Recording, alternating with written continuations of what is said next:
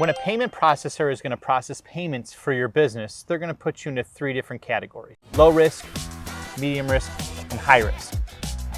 A low risk business is what? Card present type of business, face-to-face transactions. Mostly considered retail. You're sitting in a restaurant, you're signing on the dotted line after you have your meal. Those are all considered low risk transactions. Because the odds of that transaction being false or charged back is very low to the bank. Medium risk would be considered an e-commerce transaction, card not present, probably lower price point, a transaction where we would be able to determine the billing address, verify some basic information about the consumer. Anything basically under, I would say, the $2,500 range would be a medium type risk e-commerce transaction. And then the high risk would be industry specific, high value transactions, anything over $2,500 per transaction.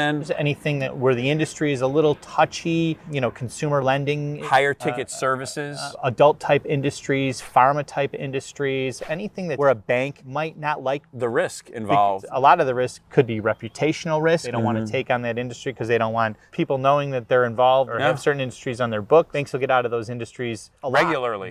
The main reasons why you want to know what the risk is involved, the fees associated with it, and the level of difficulty dealing with the bank, because banks don't like risk. If you're a lower risk merchant, you're going to have an easier time growing and expanding your business. The banks are going to allow you to process more frequently. The more your business moves through those buckets of low risk, medium risk, high risk, the fee structure changes. Normally what would happen is if you're a high risk business, you can hopefully get moved down to a medium risk category. We've had clients where they're considered high risk and we've gotten them almost virtually down to where they're considered low risk because of the different systems that we've put in place to help the underwriters understand the business model. There's many mechanisms a business can put in place to move down in those buckets too. We can move a medium risk down to a low risk if they're implementing some type of technology where it lowers the risk on that transaction, whether it be their chargeback, kind of like a pay to text type of situation. That's why understanding where your business falls in terms of its risk category is important when choosing a payment processor.